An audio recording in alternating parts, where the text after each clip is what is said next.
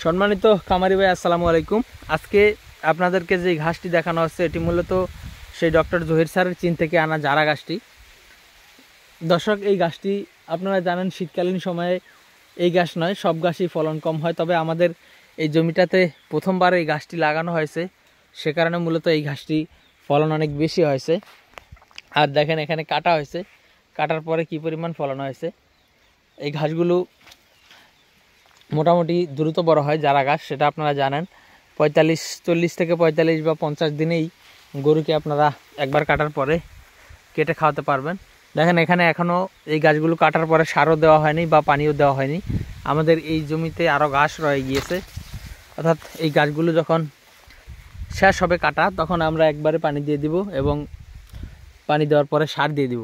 তো দর্শক দেখেন এখানে কি পরিমাণ ঘাস আসলে হয়েছে, যেহেতু প্রথমবার লাগানো সে কারণে গাছগুলো যথেষ্ট মোটা হয়েছে এবং আগার দিকে এখনও কুচি রয়েছে এবং গোড়ার দিকে মোটামুটি ভালো পরিপক্ক হয়েছে। আপনারা জানেন যে জারা গাছটি গোড়ালি টাইট হয়ে যায় অনেক দিন রেখে দিলে, আর আমরা যেহেতু 4 মাসের মতো এই জমিতে রেখে দেওয়া হয়েছে গাছগুলো, সে কারণে গোড়ালিতে কাটিংগুলো পরিপক্ক হয়েছে।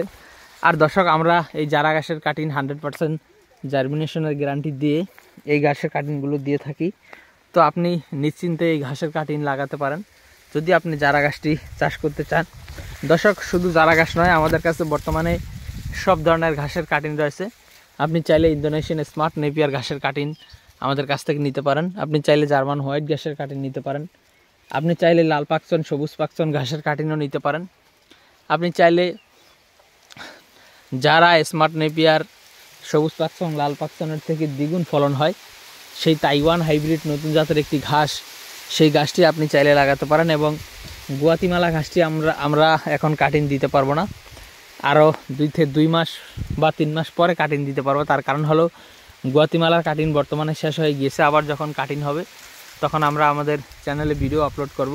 তো দর্শক, আপনারা চাইলে যারা পরবর্তীতে গুয়াতিমালা নিতে ইচ্ছুক তারা আমাদের চ্যানেলটি সাবস্ক্রাইব করে রাখলে আমরা যখন গুয়াতিমালা ঘাসের কাটিং রেডি হবে তখন আমরা ভিডিও আমাদের চ্যানেলে আপলোড করব, তখন আপনারা খুব সহজেই ঘাসের কাটিংগুলো নিতে পারবেন। তো দর্শক, আজকে এই জারা ঘাস নিয়ে কথা বলছি। যারা জারা ঘাসের কাটিং সংগ্রহ করবেন তারা অবশ্যই আমাদের স্ক্রিনে দেওয়া নম্বরে আমাদের সাথে যোগাযোগ করবেন। সকলকে অসংখ্য ধন্যবাদ।